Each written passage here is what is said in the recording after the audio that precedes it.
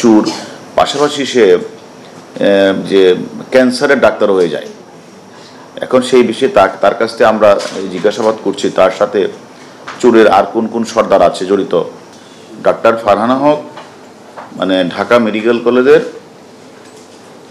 ক্যান্সারের বড় doctor, gynae অনকোলজির বড় ডাক্তার। তিনি একটা ওয়ার্কশপে আসছিল ওয়ার্কশপ ঢাকা ক্লাবে, সেমিনারে অংশগ্রহণ করছে। পরে ওই যে অভিজাত চোর, তার নাম হলো জুবাইদা সুলতানা। এই চোর করছে কি, ওই রেজিস্ট্রেশন করে ওই ঢাকা যে ক্লাবে সেমিনারে অংশগ্রহণ করে। তো অংশগ্রহণ করাকালীন সময় সে ওই ক্যান্সারের যে বড় ডাক্তার ফারহানা হকের মোবাইল, তার ব্যাগ, যা সব চুরি করে নিয়ে যায়।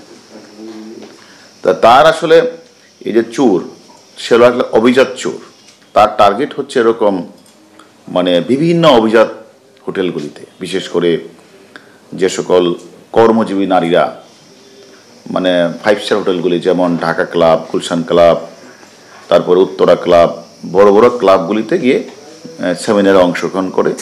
তার টার্গেট হল ওই ক্লাবগুলিতে যাবে, সেখানে গিয়ে যে মোবাইল চুরি করবে, ব্যাগ চুরি করবে, টাকা চুরি করবে, যা পয়সাটা চুরি করে সে নিয়ে যাবে। সে এগুলি নিয়ে আবার সে কিছুটা নিজে ব্যবহার করে, আর কিছু তার হাজব্যান্ডের মাধ্যমে বিক্রি করে। তার হাজব্যান্ড হলো এক দ্বিতীয় হাজব্যান্ড। এখন সে বাহিরে থাকে, বাহিরে থাকলেও সে তার হাজব্যান্ডের মাধ্যমে সে যে চুরিগুলি করে, মোবাইলগুলি প্রতিদিন একটা দুইটা চুরি করে বা 1-2টা ব্যাগ চুরি করে, এগুলি আবার তার পছন্দ হলে সেটা সে ব্যবহার করে, আর বাকিটা তার হাজব্যান্ড বিক্রি হতো। এই অভিজাত চোর যে জুবাইদা ইসলাম, তার বাবা একজন অবসরপ্রাপ্ত যুগ্ম সচিব, পরিকল্পনা মন্ত্রণালয়ের ছিল। বড় বোন বড় চাকরি করে, কিন্তু তার এই স্বভাবের কারণে তাদের বাসা থেকে বের করে দেয়।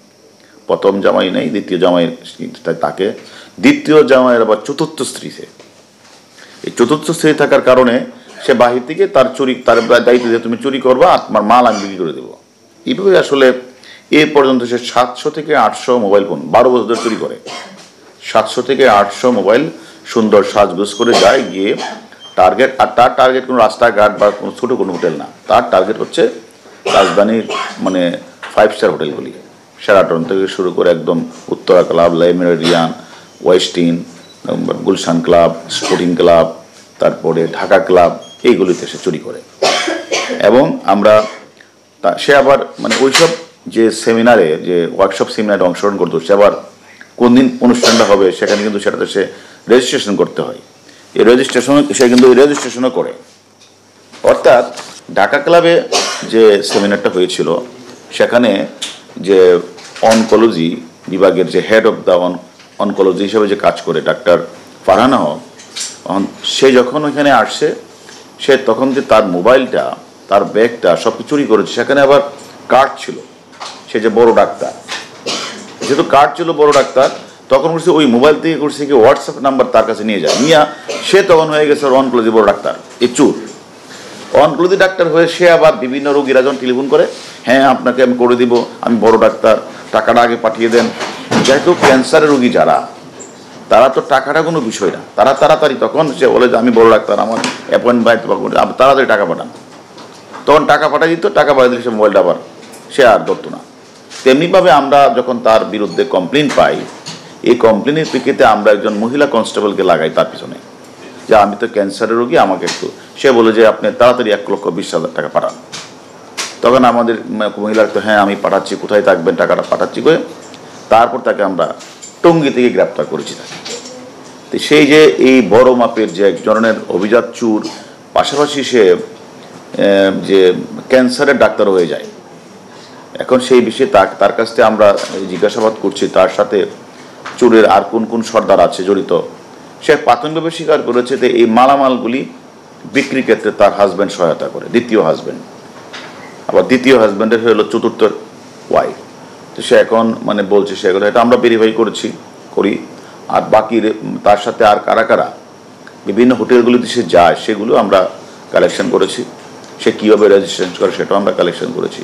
তা আমাদের বিষয়টা হচ্ছে যে সে বিভিন্ন যে হোটেলে, যে অভিজাত্য হোটেলগুলিতে যে মানুষ চলাচল করে, সেক্ষেত্রে অবশ্য একটু মানে পোশাকের চাকচিক্য না দেখে কাউকে আসলে একটু চেক ব্যাক করা উচিত।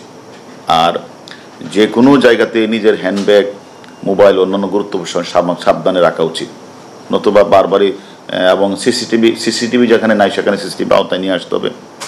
এবং আমার মনে হয় যে আমন্ত্রিতদের মধ্যে আসলে সন্দেহজন ব্যক্তিদেরকে একটু মানে একটু সতর্ক করা বা তাদের দেখভাল করা, যে এই লোকটা আমার আসলেই সেমিনারের পার্ট কিনা দেখা উচিত।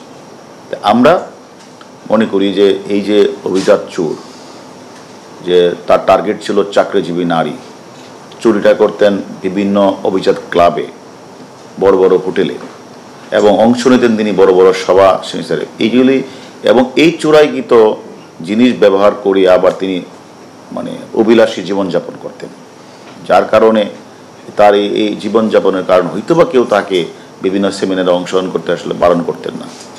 কিন্তু তাকে আমরা যেহেতু গ্রেপ্তার করেছি, তার কাছ থেকে আমরা উদ্ধার করব তার সাথে কারা কারা জড়িত এবং তারা আরও কোথায় এই ধরনের চুরি করেছে। যদিও তিনি বলেছেন যে 12 বছরে উনি 700 থেকে 800 মোবাইল, ল্যাপটপ, দামি ভ্যানিটি ব্যাগ চুরি করছেন এই অভিজাত এলাকাগুলিতে, তিনি স্বীকার করেছেন। তারপরেও আমরা তার সম্পর্কে আরও খোঁজখবর নিচ্ছি, যে আমরা প্রায়শই আমরা দেখি যে বড় বড় বিয়ের অনুষ্ঠানে ইয়াগুলিতে বা বড় বড় ক্লাবগুলি কোনো অনুষ্ঠানে হঠাৎ করে বলে যে আমার মোবাইলটা নাই, হঠাৎ করে বলে আমার ব্যাগটা নাই, এগুলি করে। তো মূল যে ওনার এই চোরের যে মূল ইয়েটা, সে গাইনোকোলজির হেড অফ দ্য ডিপার্টমেন্ট সেজে সে বহু লোককে